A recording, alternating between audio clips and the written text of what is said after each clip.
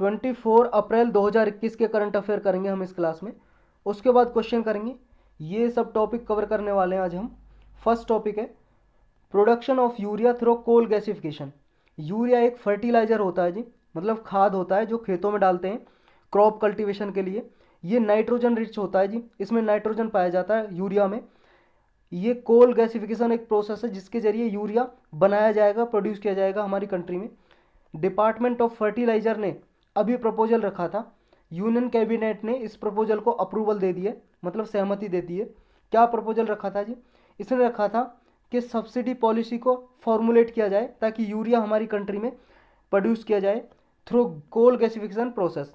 कोल gasification एक process है जी जिसके जरिए यूरिया प्रोड्यूस किया जाएगा तालचेर फर्टिलाइजर लिमिटेड कंपनी में। ये कंपनी का नाम है तालचेर, उड़ीसा में है जी। ये डिसीजन लिया है जी एनर्जी सिक्योरिटी को देखते हुए और यूरिया में सेल्फ सफिशिएंसी हो सके और कोल रिजर्व को देखते हुए अपने यूरिया इंडिया में जितना यूरिया की ज़रूरत है जी उतना प्रोड्यूस कर सके इंडिया, ये देखते हुए डिसीजन लिया है।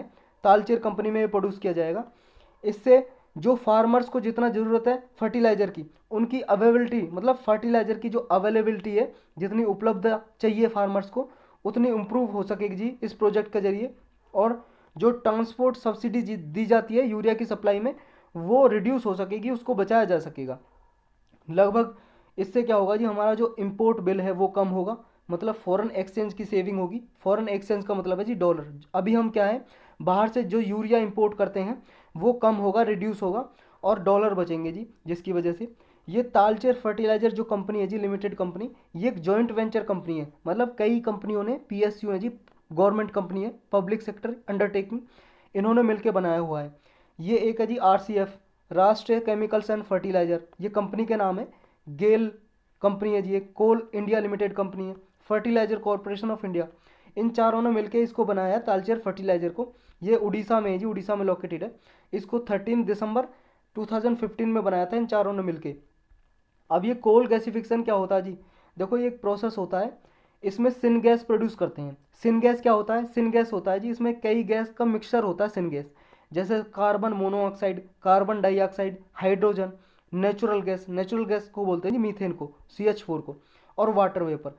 ये सब मिला के इसको जी सिन गैस में ये होते हैं जी, इनका मिक्सचर होता है सिन गैस। ये प्रोड्यूस की जाएगी जी कोल से, कोयले से बनाई जाएगी जी। कोयला, वाटर, पानी और एयर या ऑक्सीजन, इनको मिला के सिन गैस बनाई जाएगी जो इन गैसों का मिक्सचर होगा। ये कोल गैसिफिकेशन है जी। इसमें इतना ही था, चलते हैं नेक्स्ट पे। नेक्स्ट है जी अपना gender wise and inclusion in advertising in India. ये एक रिपोर्ट है जी, gender wise inclusion in advertising in India report. ये अभी किसने जारी की है? ये रिसेंटली एक स्टडी है जी जो रिलीज की है, किसने? यूनिसेफ ने। यूनिसेफ आपको पता है जी यूनाइटेड नेशन की एक स्पेशलाइज एजेंसी है। इसके साथ मिलकर की है जी जीना डेविस इंस्टीट्यूट, ये एक इंस्टीट्यूट है Geena Davis institute on gender in media. ये रिपोर्ट जारी की है जी। इसमें कम से कम 1000 टेलीविज़न, यूट्यूब एडवर्टीजमेंट को रिसर्च किया जी इन पे, मतलब टेलीविज़न टीवी चैनल होते हैं ना, और यूट्यूब के जो एडवर्टीजमेंट होती हैं, एडवर्टीज का मतलब जो ऐड आती हैं, आप देखते हो जी टीवी पे ऐड आती हैं, या यूट्यूब की कोई वीडियो चलाते हो बीच में ऐड आ जाती है, तो इनको इनको ध्यान में रख के स्टडी की है जी, रिसर्च की है। इसमें क्या कंसर्न है जी, क्या प्रॉब्लम है इसकी? प्रॉब्लम ये है जी, देखो जो ऐड है इंडिया में, जो ऐड दिखाई जाती हैं उनमें सबसे ज़्यादा फीमेल रिप्रेजेंटेशन होता है। मतलब सबसे ज़्यादा ऐड जितनी भी आती हैं उनमें फीमेल की ऐड सबसे ज़्यादा आती है और फीमेल ही सबसे ज़्यादा ऐड करती हैं। इसके बावजूद भी फीमेल सबसे ज़्यादा डोमिनेट करती हैं इंडियन ऐड में, उसके बावजूद भी इनके साथ डिस्क्रिमिनेशन होता है। मेन प्रोसेस ये है जी इस स्टडी का, इनके बाद भी इनके साथ जो मतलब इनके साथ डिस्क्रिमिनेशन होता है, और मेन कारण है miss representation and harmful stereotype of woman. ये इसको इम्पेक्ट करता है जी, वुमन के स्टीरियोटाइप और मिस रिप्रेजेंटेशन को। एक तरह से वुमन में के अंदर ही स्टीरियोटाइप डेवलप करता है। स्टीरियोटाइप एक ऐसी कंडीशन होती है जी, जैसे मान लो कोई भी थॉट, कोई भी इंसान ये थॉट डेवलप कर ले कि कोई काम पर्टिकुलर ग्रुप का है। जैसे मान लो कि कोई आदमी ये सोच ले कि घर का काम करना सिर्फ औरतों का काम है और जॉब करने का काम है सिर्फ मैन का काम है, तो एक स्टीरियोटाइप बन गया, एक सोच बन गई, थॉट, उसी को बोलते हैं स्टीरियोटाइप जी, स्टीरियोटाइप। तो इसकी वजह से वुमन को नुकसान हो जा रहा है इस सोसाइटी में, इससे उनकी वैल्यू घट रही है और इनइक्वलिटी बढ़ती है, इसमें वुमन और मैन के बीच में इनइक्वलिटी बढ़ती है जी। तो यही इस रिपोर्ट में आया जी बस। नेक्स्ट है जी अपना अर्मेनियम जीनोसाइड, आर्मेनियन जीनोसाइड। आर्मेनिया एक कंट्री है जी, आर्मेनिया, और जीनोसाइड का मतलब होता है जी नरसंहार।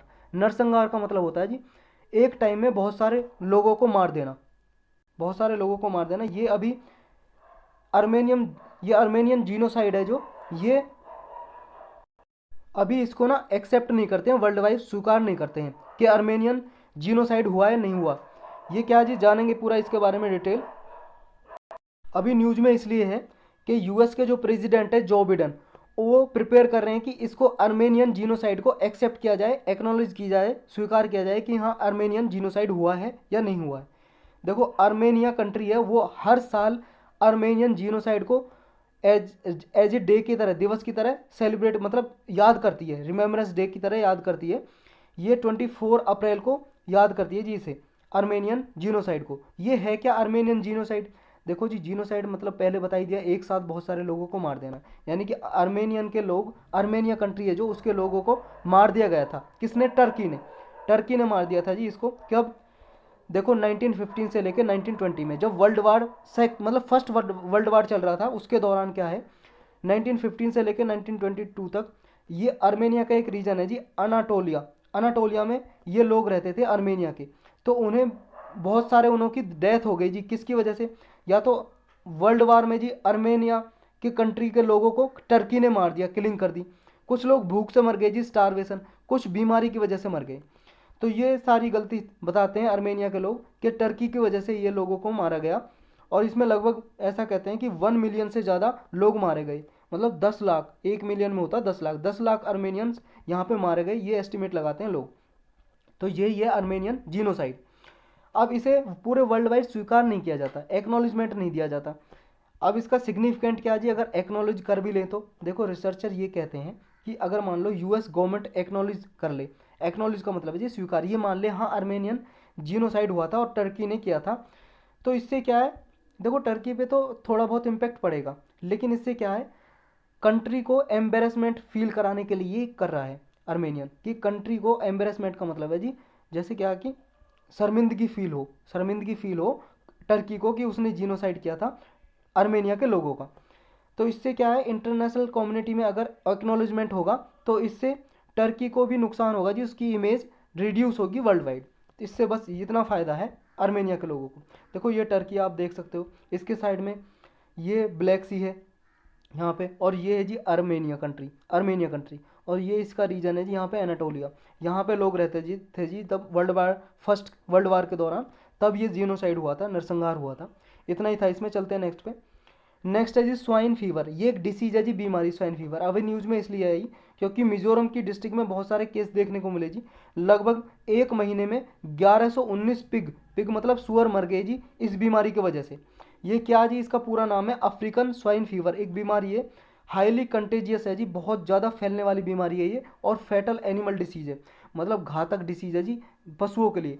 ये पशुओं में होती है जी, पिग में होती है ज़्यादातर, तो ये सुअर में मिलती है, चाहे डोमेस्टिक हो चाहे वाइल्ड पिग हो। डोमेस्टिक का मतलब है जी घरों में जो पालते हैं ना सुअर को, या फिर जंगलों में जो पिग रहते हैं उनको, सबको हो सकती है जी। इसमें फीवर होता है, फीवर होता है, बुखार होता है पिग को।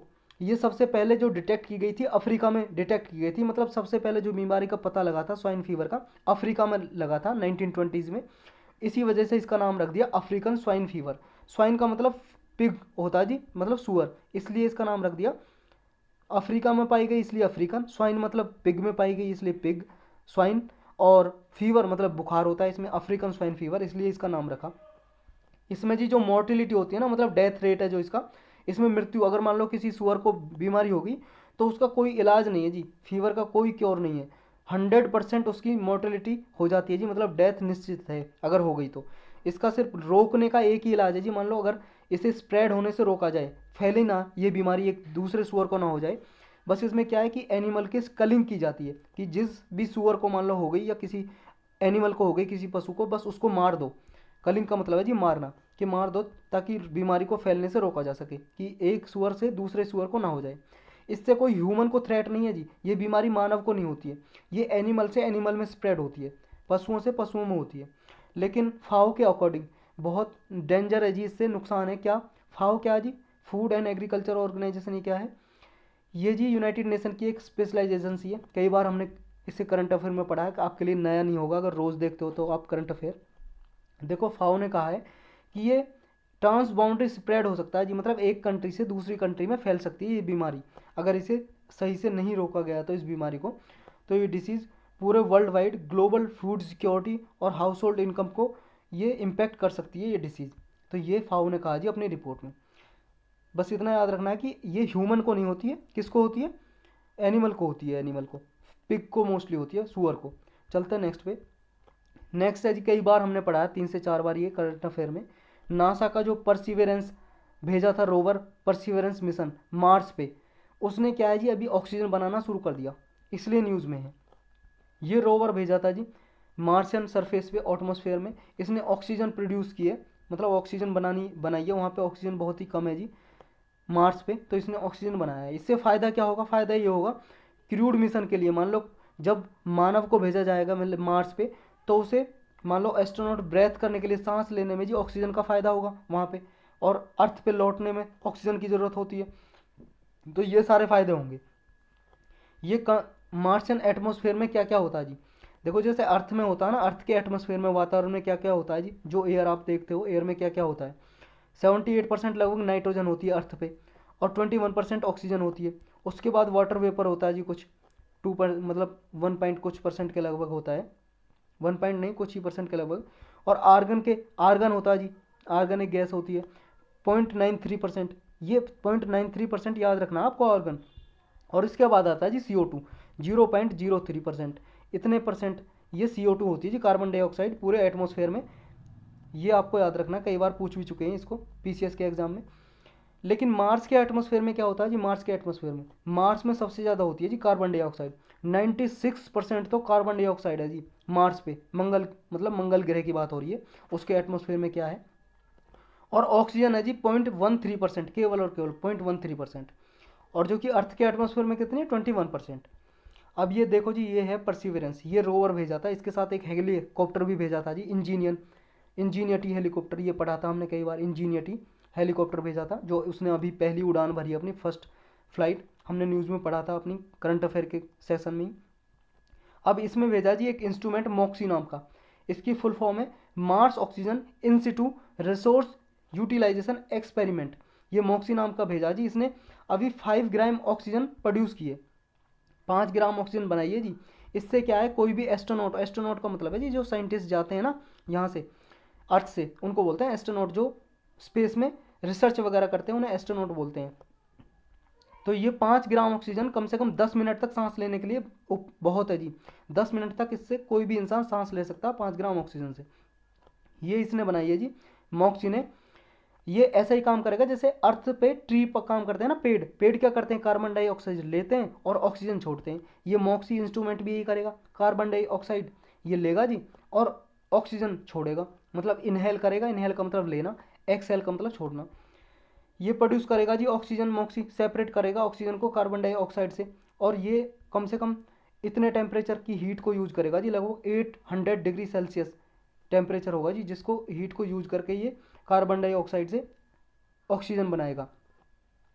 ये वेस्ट प्रोडक्ट भी बनाएगा जी, ऐसा नहीं है कार्बन डाइऑक्साइड को यूज करके सिर्फ ऑक्सीजन ही नहीं बनाएगा, कुछ वेस्ट प्रोडक्ट भी होंगे, जैसे कार्बन मोनोऑक्साइड भी होगी जी यहाँ पे। जब ये ऑक्सीजन बनाएगा तो कार्बन मोनोऑक्साइड गैस भी बनेगी इसके साथ, थोड़ी बहुत वेस्ट प्रोडक्ट निकलेगा। अब ये मॉक्सी क्या जी, इंस्ट्रूमेंट है एक मॉक्सी, ये क्या जी, ये per hour 10 gram oxygen produce कर सके, ये टेक्नोलॉजी के लिए भेजा गया है। ये परसिवरेंस रोवर जो भेजा था हमने, जो इमेज में देखा था उसके साथ ही भेजा था। इसका जो साइज़ था, इसका अर्थ पे जो वेट था ये था 17.1 किलोग्राम, लेकिन मार्स पे इसका वेट है जी 6.41 किलोग्राम, क्योंकि वहाँ पे देखो जी मार्स की और अर्थ की ग्रेविटेशनल फोर्स अलग अलग है, ग्रेविटी यहाँ पे अलग अलग है, जितनी ग्रेविटी अर्थ की है उतनी मार्स की नहीं है, मार्स की कम है, तो इसलिए जो अर्थ पे वेट होता है मार्स पे घट जाता है वो वेट, तो इससे कंफ्यूज नहीं होना आपको।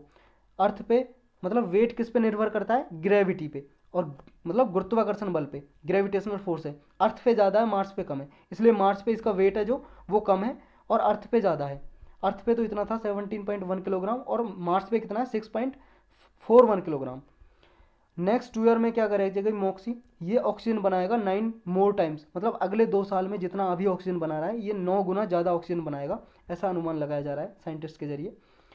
अब ये ऑक्सीजन की ज़रूरत क्या है जी प्रोड्यूस करने की, वहाँ कोई रह तो नहीं रहा है रेड प्लानट पे, रेड प्लानट मार्स को ही बोलते हैं जी, लाल ग्रह, मंगल ग्रह को। देखो इंपॉर्टेंट इसलिए है, देखो मार्स पे क्या है जी, ऑक्सीजन सप्लाई मार्स पे होगी, ये एक तो क्रू मिशन के लिए इंपॉर्टेंट होगी। क्रूड मिशन के लिए मतलब है जी जब एस्ट्रोनॉट जाएंगे वहाँ पे सांस लेने के लिए ऑक्सीजन चाहिए, तो अगर ऑक्सीजन वहाँ पे उपलब्ध होगी, बनाएंगे ये तो इंस्ट्रूमेंट से, तो ये इनके लिए उपलब्ध होगी जी, इसलिए ज़रूरत है। दूसरा इसलिए ज़रूरत है, जब भी मान लो मार्स पे कोई मिशन भेजा जाता है जी, उस मिशन में मान लो 7 मेट्रिक टन रॉकेट का फ्यूल भेजा जाता है, मतलब रॉकेट में फ्यूल रखा जाता है, ईंधन जिससे जाता है, मतलब पेट्रोल वगैरह रखा जाता है जी, उससे जाएगा। और 25 मेट्रिक टन ऑक्सीजन रखी जाती है। अब स्पेस स्टल का जितना साइज है इतनी तो ऑक्सीजन ले जाता है जी। अगर मान लो वहाँ पे ऑक्सीजन होगी जी प्रोड्यूस, तो रिटर्न होने में आसानी होगी ना, ऑक्सीजन नहीं ले जानी मतलब आने के लिए ऑक्सीजन भी तो चाहिए ना, जब भी वो मिशन वापस आएगा अर्थ पे तो उसके लिए भी तो ऑक्सीजन चाहिए, require far less oxygen to breathe. देखो जी जब वहाँ पे जब ये ऑक्सीजन प्रोड्यूस करेगा तो वहाँ पे मतलब जो ऑक्सीजन यहाँ से जाएगी इसकी कम ज़रूरत पड़ेगी, वहाँ से ऑक्सीजन को यूज कर लिया जाएगा। और अर्थ पे लौटने के लिए भी ऑक्सीजन चाहिए जी, तो इसके लिए भी यूज होगी ऑक्सीजन का, तो इसलिए ऑक्सीजन प्रोड्यूस की जा रही है। तो यही था जी, इसमें चलते हैं नेक्स्ट पे। नेक्स्ट है अर्थ डे। अर्थ डे एक मतलब पृथ्वी दिवस मनाया जाता है जी, ये अप्रैल 22 को हर साल मनाया जाता है, इसलिए न्यूज़ में था। इसकी 51st एनिवर्सरी थी, मतलब 51 साल हो गए जी इसे मनाते हुए पूरे। इस साल की थीम थी इसकी रीस्टोर आवर अर्थ, अपनी अर्थ को रिस्टोर करो। अर्थ डे 1970 में पहली बार फर्स्ट टाइम ऑब्जर्व किया गया, मतलब 1970 में पहली बार मनाया गया जी।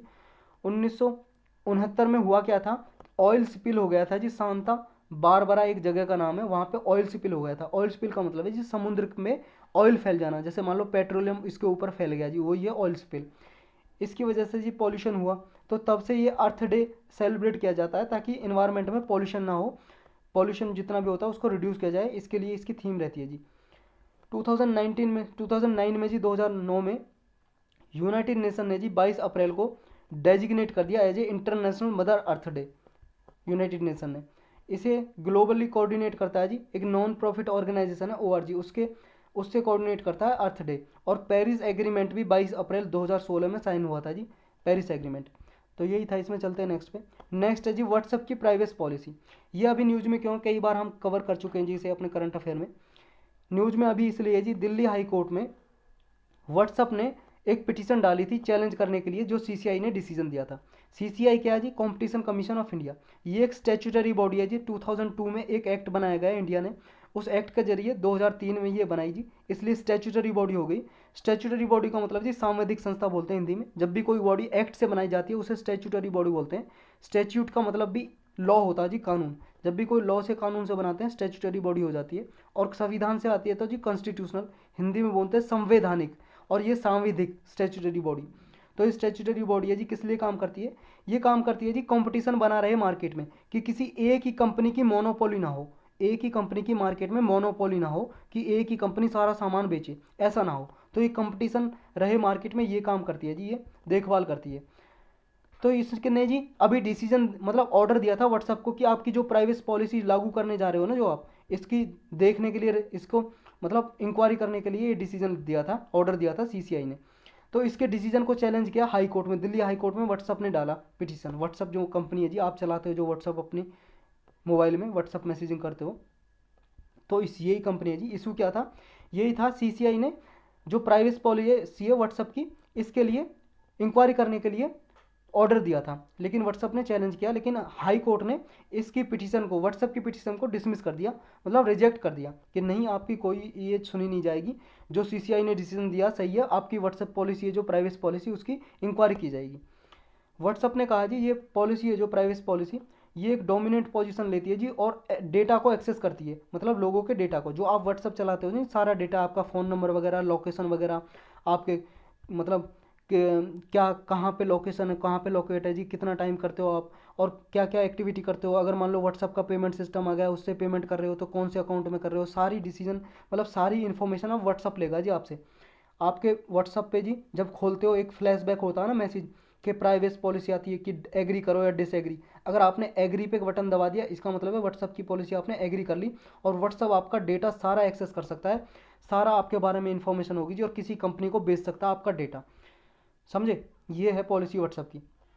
तो ये कमीशन ने कहा जी, सीसीआई ने, कि व्हाट्सअप की जो न्यू प्राइवेसी पॉलिसी है ये कंज्यूमर के डेटा को कलेक्शन करती है जी, कलेक्ट करती है। ये एंटी कम्पिटेटिव है जी, कंपटीशन को घटाएगी, क्योंकि ये डेटा शेयर करेगा कंपनियों को व्हाट्सअप, और डेटा शेयर करने के बाद ये क्या है, सारा फ़ायदा उठाएगा जी यूजर के डेटा का। मान लो जी डेटा का ये है, मान लो आप जैसे भी मान लो यूज करते हो व्हाट्सअप पे कुछ भी, तो आपका पता चल जाएगा कि आपकी प्रेफरेंस क्या है, कि प्रेफरेंस क्या है, किस चीज़ के आप मतलब क्या करते हो, क्या जॉब करते हो या किसी तैयारी करते हो, इसी तरह की आपको ऐड वगैरह दिखाई जाए आपके मोबाइल पे। समझे, जैसे मान लो जी कभी आप यूट्यूब चलाते हो तो आपने मान लो जैसे एक वीडियो चलाई जी, मान लो आप यूपीएससी की तैयारी कर रहे हो, आपने यूपीएससी की कोई भी करंट अफेयर देखा, तो आपको क्या होगा जी, एक करंट अफेयर देखा, आपको 10 12 100 ऐसे करंट अफेयर के ही ऑप्शन दिखाई देंगे यूट्यूब पे। समझे, तो ये क्या है, यूट्यूब आपके मॉनिटर कर रहा है आपकी एक्टिविटी पे, जैसा आप देखोगे ऐसा ही आपको दिखाएगा आपके होम पेज पे। समझ गए, होम पेज पे वही आएगा जो आप देखते हो। अगर मान लो जी आप ए आर रहमान के गाने सुनते हो ना, तो आपको ए आर रहमान के गाने ही वहाँ पे दिखाए जाएंगे। आप मान लो जी भोजपुरी गाने सुन रहे हो, तो भोजपुरी गाने आपके होम पेज पे आएंगे यूट्यूब के पे। तो ऐसे क्या है जी, व्हाट्सअप जैसा आपकी एक्टिविटी होगी ये आपका डेटा बेचेगा, और आप मान लो कोई ऐप प्ले स्टोर पे कोई ऐप खोल रहे हो, तो आपको उसी की ऐड दिखाई जाएगी। जैसे अभी देखा होगा जी, कोई एप्लीकेशन खोलते हो ऐड भी आती है जब इंटरनेट चालू हो तो आपका, तो यही सब यूज करेगा जी इसका। अब ये क्या क्या फीचर हैं जी इस प्राइवेसी पॉलिसी के, एक बार देख लेते हैं। ये करेगा जी थर्ड पार्टी सर्विस को इन्फॉर्मेशन शेयर करेगा जी आपकी। जैसे फेसबुक कंपनी का ही है जी व्हाट्सअप, लेकिन व्हाट्सअप अलग है, फेसबुक कंपनी अलग है, लेकिन फेसबुक और व्हाट्सअप कंपनी का मालिक एक है। तो व्हाट्सअप का जितना भी डेटा होगा फेसबुक कंपनी को ये दे देगा। समझ गए, फेसबुक आपकी मॉनिटरिंग करेगा जी, क्या क्या जरूरत है आपको, ऐसी ऐड दिखाएगा आपको फेसबुक पे। नेक्स्ट है जी हार्डवेयर इन्फॉर्मेशन, आपके हार्डवेयर की इन्फॉर्मेशन भी देगा जी, आपके मोबाइल नेटवर्क की सिग्नल स्ट्रेंथ कितनी है, आपकी बैटरी लेवल क्या है, ऐप वर्जन कौन सा यूज करते हो, ब्राउजर कौन सा यूज करते हो आप, कनेक्शन इन्फॉर्मेशन जी, आपका फ़ोन नंबर तक आपका ले लेगा जी, मोबाइल ऑपरेटर सारी इन्फॉर्मेशन आपकी ले लेगा। और एक है जी डिलीटिंग अकाउंट, अगर मान लो जी आप व्हाट्सअप का अकाउंट डिलीट नहीं करते हो, और उसके डिलीट किए बिना आप अपना व्हाट्सअप एप्लीकेशन डिलीट किया आपने बस, लेकिन व्हाट्सअप पे अकाउंट जो बना हुआ वो डिलीट नहीं हुआ। अकाउंट डिलीट होता है जी, व्हाट्सअप की सेटिंग में जाओगे आप, वहाँ पे होता है डिलीट माई अकाउंट। जब डिलीट कर दोगे तो सारी इन्फॉर्मेशन आपकी डिलीट हो जाएगी, और फिर आप मान लो व्हाट्सअप अनइंस्टॉल कर दोगे, अपनी मोबाइल में से डिलीट कर दोगे, तो आपका सारा डेटा कट जाएगा। लेकिन आपने बिना अकाउंट डिलीट करे अगर आपने व्हाट्सअप डिलीट कर दिया, तो आपका सारा डेटा फिर भी व्हाट्सअप के पास है, डिलीट नहीं होगा।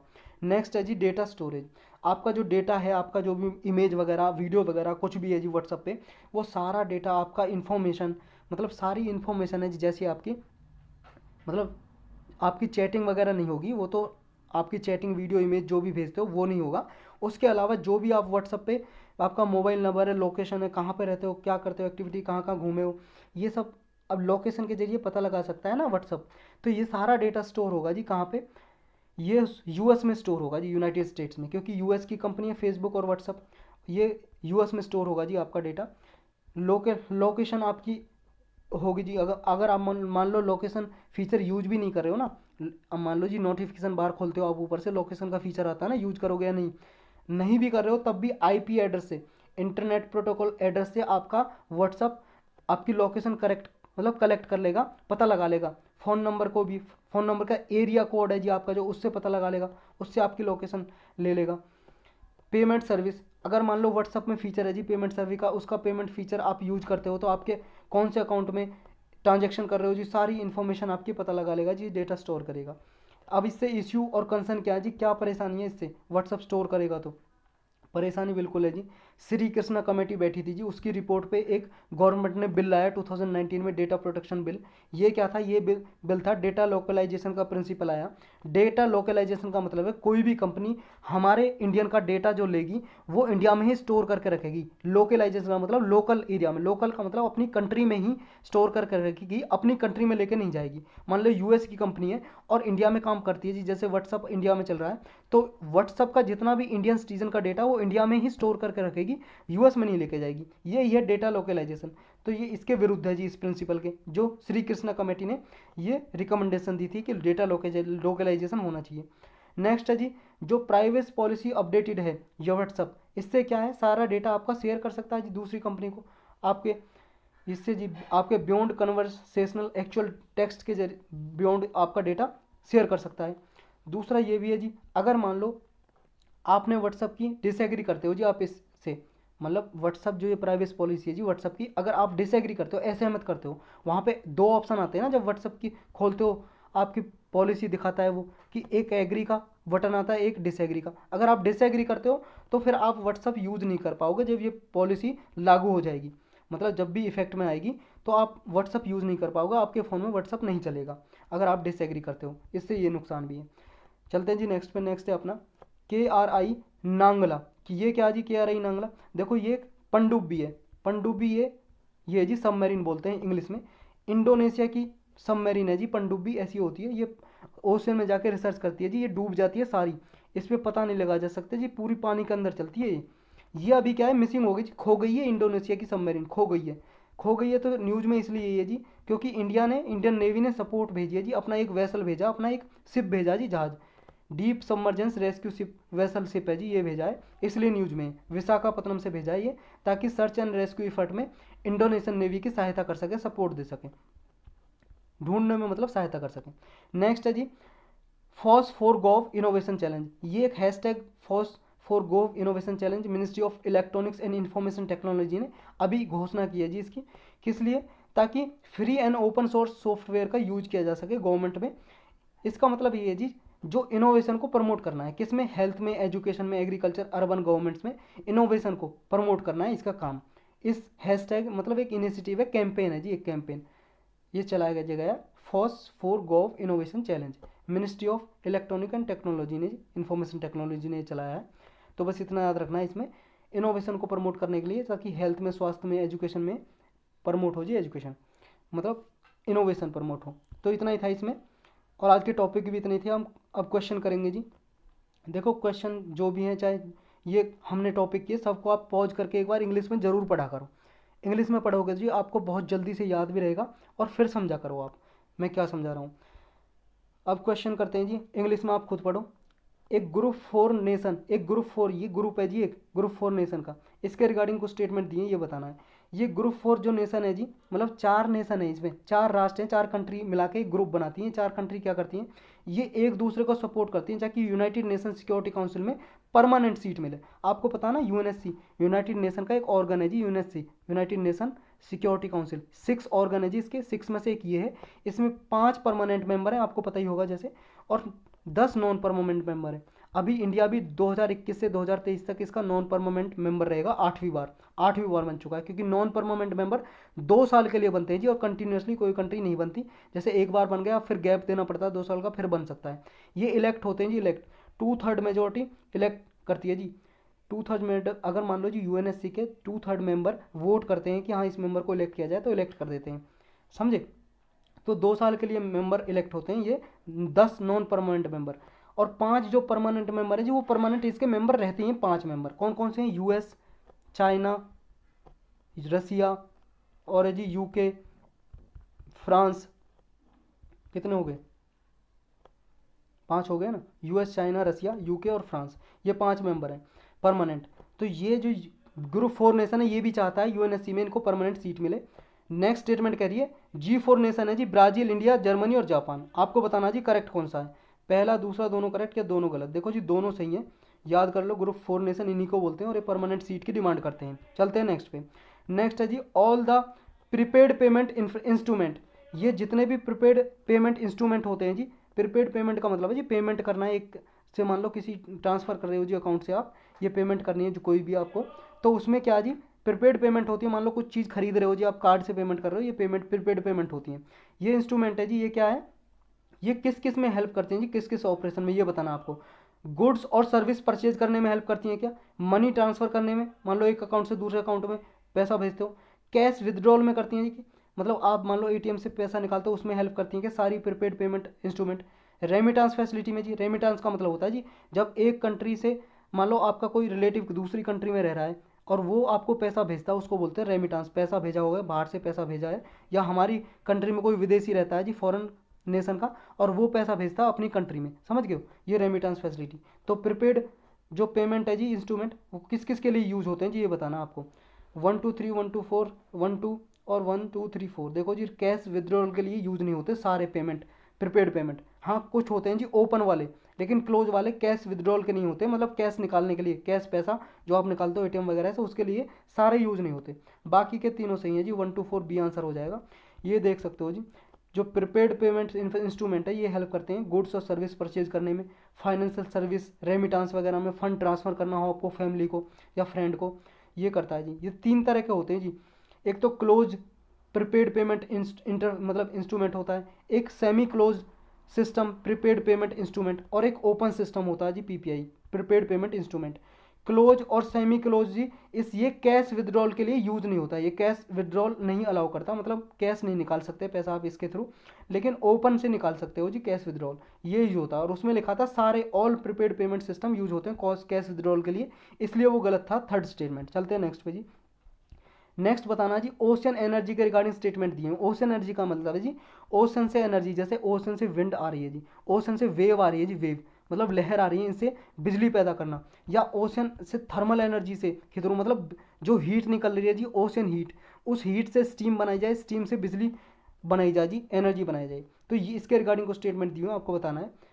Various form of ocean energy include tidal, wave, ocean thermal energy, ये तो मैंने बताई दिया, ये जो करेक्ट है आपको पता ही होगा, मतलब अभी बताया ना। टाइडल वो होता है जी, टाइड आता है ना ज्वार भाटा, मतलब पानी का जो ओशन में पानी का उतार चढ़ाव ही टाइड कहलाता है, मतलब rise and fall of sea level, उसे बोलते हैं जी टाइड। वो होता है जी मून और अर्थ के अट्रैक्शन के थ्रू, और मून मतलब अर्थ और सन के बीच में जो अट्रैक्शन फोर्स है उसके जरिए होता है जी ये समुद्र के पानी का घटना और बढ़ना, मतलब कभी कोस्टल एरिया के पास आ जाता है, कभी नीचे उतर जाता है, इसी को टाइड बोलते हैं जी। वेव, ओशन थर्मल एनर्जी, ये सारे इंक्लूड होते हैं। सेकंड बताना, ocean energy is considered as a renewable energy and is eligible for meeting the non solar renewable purchase obligation. देखो जी ये एनर्जी ओशन एनर्जी है, ये एक नवीनीकरण ऊर्जा मानी जाती है, और ये सहायता करेगी जी जो भी गोल है हमारे आरपीओ के, non solar renewable purchase obligation है, उसमें सहायता करेगी। नेक्स्ट बोल रहा है इंडिया में जी ओशन जो एनर्जी कैपेसिटी है वो गल्फ ऑफ खामत और कच्छ एरिया है गुजरात के पास, उसमें इंस्टॉल की गई है, उसमें ये ओशन एनर्जी प्रोड्यूस की जा रही है। आपको बताना जी कौन सा करेक्ट है। देखो पहला तो करेक्ट ही है, आपको बता ही दिया, लेकिन तीसरा करेक्ट नहीं है, तीन जहाँ पे वो काट दो, 1 और 2 करेक्ट है जी बिल्कुल, क्योंकि इंडिया में अभी कोई भी ओशन एनर्जी के प्लांट नहीं है जी। चलते हैं नेक्स्ट पे जी। नेक्स्ट है अपना ये बताना जी लोक अदालत में कौन कौन से केस और कौन कौन से मतलब फैसिलिटी मिलती है जी, ये बताना आपको। जो केसेज का जो सेटलमेंट है जी बहुत स्पीड में बहुत जल्दी हो जाता है, केस का निपटारा लोक अदालत में, कोर्ट की तरह होते हैं जी लोक अदालत, कई बार हमने पढ़ा जी करंट अफेयर में भी, और एक्स्ट्रा शायद और भी मतलब लेक्चर लेते हैं हम जो उसमें भी। नेक्स्ट बताना है कि इसका जो फ्लेक्सिबल प्रोसीजर है जी, मतलब इसमें जो दोनों पार्टी बुलाई जाती हैं उनकी सुनी जाती है, और इकोनॉमिक अफोर्डेबिलिटी है जी इसकी, मतलब कम पैसे में बिना पैसे के बल्कि काम हो जाता है, इसमें आपको कोई पैसा फ़ी नहीं पे करनी पड़ती, जैसे कोर्ट में आप जाओगे तो केस लेके आपको फ़ी देनी पड़ती है, इसमें कोई फ़ी नहीं देनी पड़ती। अफोर्डेबिलिटी है जी। फाइनलिटी ऑफ अवार्ड, मतलब जी इसका जो अवार्ड, एक बार अवार्ड का मतलब है जी जो इसने डिसीजन दे दिया, ऑर्डर दे दिया, वो फाइनल है, उसको किसी कोर्ट में चैलेंज नहीं किया जा सकता, उसके अगेंस्ट ना तो अपील की जा सकती है जी, समझे, और इसका ऑर्डर फाइनल होता है जी, बाइंडिंग होता है, सभी पार्टी पे बाध्यकारी होता है। तो आपको बताना जी कौन सा सही है। ऑल ऑफ दी अबव सही है जी, डी सारे के सारे सही हैं। चलते हैं नेक्स्ट पे जी। नेक्स्ट है कंसिडर, एक बात याद रखनी है, लोक अदालत के अपील नहीं की जा सकती इसके डिसीजन के अगेंस्ट, लेकिन हाँ आप शुरुआत से स्टार्टिंग से डिसीजन को हाई कोर्ट में या कोर्ट में किसी में चला सकते हो, लेकिन इसके जो डिसीजन है उसके अगेंस्ट अपील नहीं कर सकते हो आप लोक अदालत के अगेंस्ट, समझे हो। नेक्स्ट है जी जॉइंट स्टिंग ऑफ पार्लियामेंट के रिगार्डिंग को स्टेटमेंट बताइए देनी है जी आपको, मतलब करेक्ट कौन सी ये बतानी है। जॉइंट स्टिंग का मतलब है जी लोकसभा और राज्यसभा को मान लो उसकी एक साथ मीटिंग जब होती है उसको बोलते हैं जॉइंट स्टिंग, ये आर्टिकल 108 में दी हुई है। आपको बताना है कौन सा सही है। देखो जी जॉइंट स्टिंग को स्पीकर ऑफ लोकसभा बुलाता है और यही जॉइंट स्टिंग को प्रिसाइड करता है, मतलब इसकी अध्यक्षता यही करता है लोकसभा के अध्यक्ष। पहले दूसरी स्टेटमेंट कह रही है जॉइंट स्टिंग जी सिर्फ ऑर्डिनरी बिल जो साधारण बिल होते हैं और फाइनेंशियल बिल उनके लिए उपलब्ध होती है और बाकी किसी के लिए नहीं। बताओ जी कौन सा करेक्ट है। 1 2 दोनों सही दोनों गलत। देखो जी पहला बिल्कुल गलत है तो सेकंड सही हो जाएगा, दूसरा सही है। पहला क्यों गलत है जी, बी आंसर हो जाएगा इसका, डी नहीं है बी है ये। पहला इसलिए गलत है जी जॉइंट स्टिंग को प्रेसिडेंट बुलाते हैं जी, प्रेसिडेंट ना कि स्पीकर, इसमें लिखा स्पीकर, प्रेसिडेंट बुलाते हैं। और हाँ ये सही है कि उसको प्रेसाइड करता है जी स्पीकर, और अगर मान लो स्पीकर एब्सेंट है जी प्रेजेंट नहीं है तो फिर करता है जी डेप्यूटी स्पीकर। लोकसभा का डेप्यूटी स्पीकर होता है जो उपाध्यक्ष। अगर डेप्यूटी स्पीकर भी नहीं होगा तो डेप्यूटी चेयरमैन होता है जो राज्यसभा का, वो करता है। अगर ये भी प्रेजेंट नहीं है जी, फिर ये सारे मिलके किसी मेंबर को बोल देंगे आप प्रिसाइड करो, आप इसको मीटिंग को हेड करो, तो वो करते हैं जी जॉइंट सिटिंग को। दूसरा बिल्कुल सही है जी, कॉन्स्टिट्यूशनल अमेंडमेंट बिल और मनी बिल, इसके लिए जॉइंट सिटिंग नहीं बैठती है, और ऑर्डिनरी और फाइनेंशियल बिल के लिए बैठती है जी बस जॉइंट सिटिंग। तो इसमें यही था जी आज के लेक्चर में, इसका बी आंसर हो जाएगा।